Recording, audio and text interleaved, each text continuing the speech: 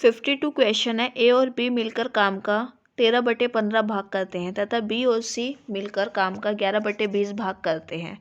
यदि ए तथा सी की मजदूरी का अंतर 5700 है तो उनकी कुल मजदूरी ज्ञात कीजिए। ए और बी मिलकर कितना करते हैं 13/15। बी और सी मिलकर करते हैं 11/20। अब ये नीचे क्या होता है हमारा टोटल वर्क, लेकिन दोनों में टोटल वर्क क्या है सेम नहीं है, तो इसको हमें सेम बनाना पड़ेगा। इसको सेम बनाने के लिए ऊपर नीचे यहाँ पर 4 से मल्टीप्लाई और डिवाइड कर देंगे, कितना आ जाएगा 52 और ये आ जाएगा 60। यहाँ पर बनाने के लिए ऊपर नीचे 3 से मल्टीप्लाई और डिवाइड कर देंगे, क्या आ जाएगा यहाँ पर 60 और यहाँ आ जाएगा 33। अब यहाँ पर दोनों का टोटल वर्क क्या है हमारा सेम है। अब ए और बी टोटल वर्क 60 है, दोनों मिलकर करते हैं 52, तो सी कितना करेगा 8। 60 में से 52 गया, 8 बच गया।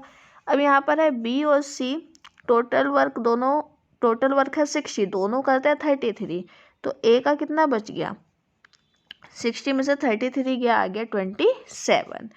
बचा बी का, बी ए 27 कर रहा है, सी 8 कर रहा है, टोटल वर्क है 60, 27 प्लस में 8 होता है 35, 60 में से माइनस कर देंगे आ जाएगा 25।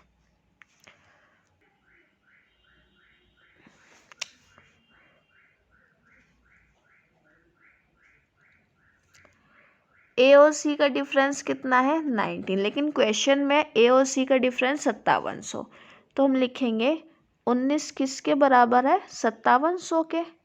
हमारा ए और सी का डिफरेंस 19 है, तो एक किसके बराबर होगा 5700 अपॉन में 19 इंटू में टोटल मजदूरी पूछी है, तो टोटल वर्क कितना है 60 इंटू में 60, इससे कैंसिल करेंगे कितना आएगा 300।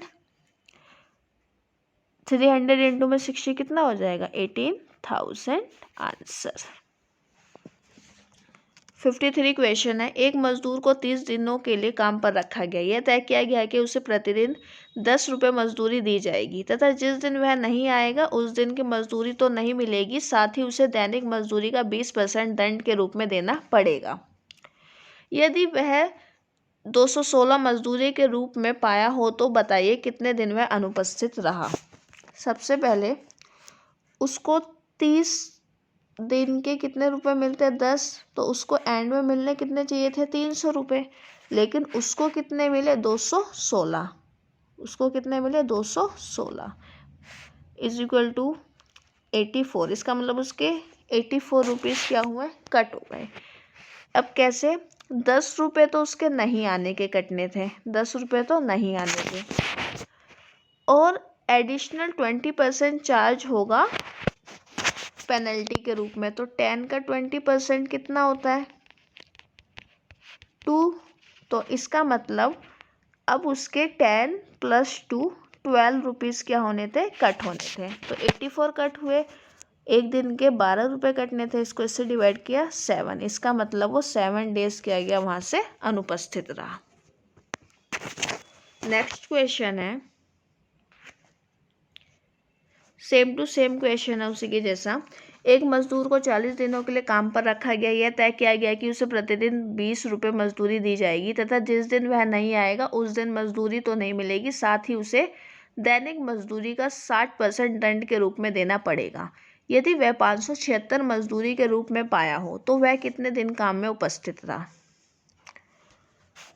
अब क्या है 40 डेज काम करने के 20 पर डे मिलेगा, तो कितने रुपए मिलने चाहिए थे उसको 800 रुपये, लेकिन उसको मिले 576, तो कितने कट हो गए उसके 224 कट हो गए।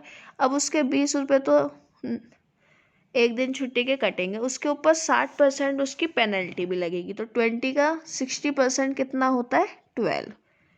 इसका मतलब उसके 32 रुपीज़ क्या होंगे कट होंगे। 32 से इसको डिवाइड करेंगे, ये आ जाएगा इसका भी 7 डेज। 7 डेज हमारा क्या हो जाएगा आंसर। 55 क्वेश्चन है। ए बी से आधा कार्य 3/4 समय में करता है, दोनों मिलकर उस कार्य को 18 दिन में कर सकते हैं, तो बी अकेला उस कार्य को कितने दिन में समाप्त कर लेगा। यहाँ पर देखते हैं हम, ये है ए, ये है हमारा बी, ये है वर्क, ये है इनका टाइम। बी क्या कर रहा है, बी पूरा काम पूरे समय में कर रहा है, पूरा काम पूरे समय में कर रहा है, लेकिन ए क्या करता है, आधा कार्य, मतलब एक का आधा कितना होगा 1/2, कितने समय में करता है 3/4 टाइम में करता है।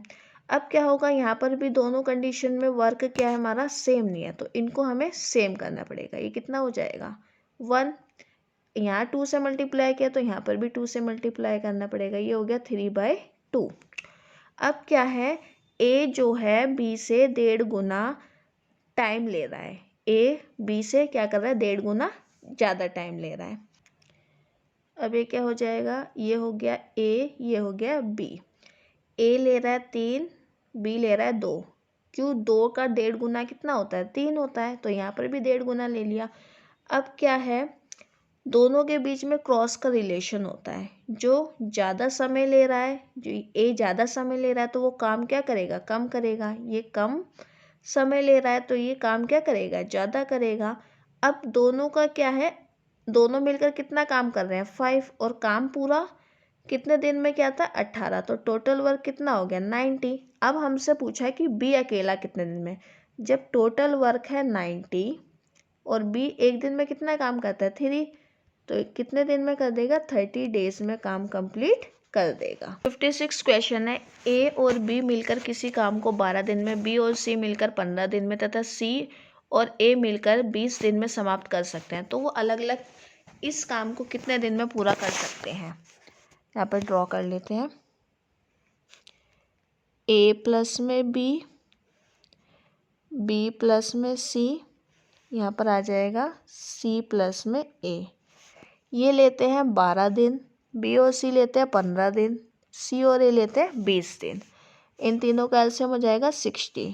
12 से 60 को डिवाइड करेंगे 5, ये आ जाएगा 4, ये आ जाएगा 3।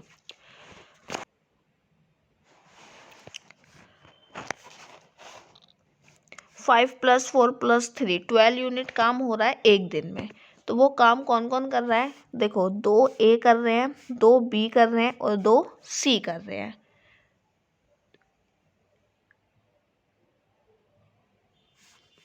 दो ए, 2 बी, 2 सी मिलकर कितने लोग हो गए 6 लोग। 6 लोग कितना काम कर रहे हैं 12, तो 3 लोग कितना काम करेंगे 6।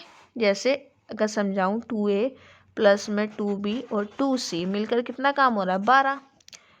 2 कॉमन ले लो, a प्लस में b प्लस में c इज इक्वल टू 12, तो a प्लस में b प्लस में c कितना आ जाएगा 6।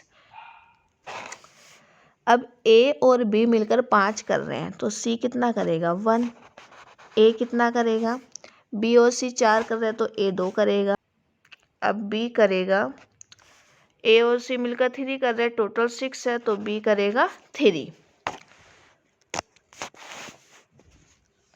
अब हमसे तीनों का अलग अलग पूछा गया था, अब हमसे तीनों का अलग अलग पूछा गया है, तो a टोटल वर्क कितना है हमारे पास 60, a एक दिन में कितना काम कर रहा है 2, तो ये कितने दिन में कर देगा 30 डेज में। अब हमसे b का पूछा है, b एक दिन में 3 काम करता है, टोटल वर्क है 60, ये कितना कर देगा 20 डेज में। c का पूछा है 60 और ये एक दिन में काम करता है, लेगा 60 दिन आंसर। नेक्स्ट क्वेश्चन है 57, ए किसी कार्य को उतने समय में करता है जितने में बी और सी मिलकर करते हैं। यदि ए और बी मिलकर उस कार्य को 10 दिन में करते हैं और सी अकेला 50 दिन में, तो बताइए बी अकेला उस कार्य को कितने दिन में करेगा। ए किसी कार्य को उतने समय में करता है जितने में बी और सी मिलकर करते हैं, तो ए उतने समय में करता है जितने में बी और सी मिलकर, इसका मतलब दोनों आधा आधा कर रहे होंगे, इन दोनों के बराबर ये कर रहा है, हाफ हाफ काम हो रहा है। तो अब क्या बोल रखा है, ये ए और बी है, ए और बी मिलकर किसी कार्य को 10 दिन में करते हैं, और ये है सी, सी अकेला करता है 50 दिन में। दोनों का एलसीएम कितना हो जाएगा 50, इसको से डिवाइड करेंगे 5 और ये आ गया 1। टोटल काम कितना हो रहा है 6, टोटल काम हो रहा है 6, आधा आधा करते हैं, तो ये 3 कर रहे होंगे और ये दोनों भी 3 कर रहे होंगे। अब सी 1 कर रहा है, तो इसका मतलब बी कितना कर रहा होगा 2। अब हमसे पूछा कि बी अकेला कितने दिन में करेगा, टोटल काम है 50, बी अकेला कर रहा है 2 काम, तो कितने दिन में आ जाएगा 25 डेज। नेक्स्ट क्वेश्चन है 58, ए, बी व सी अलग अलग किसी काम को क्रमशः 10, 12 व 30 दिन में समाप्त करते हैं। तीनों मिलकर काम शुरू करते हैं। बी काम समाप्त होने से 3 दिन पहले व ए 7 दिन पहले काम छोड़ देता है। तो बताइए पूरा काम कितने दिन में समाप्त होगा। ये ए है, ये बी है, ये सी है। ए 10 दिन में, बी 12 दिन में, सी 30 दिन में। सबका एलसीएम हो जाएगा 60। इसको इससे डिवाइड करेंगे 6, इससे करेंगे 5, इससे करेंगे 2।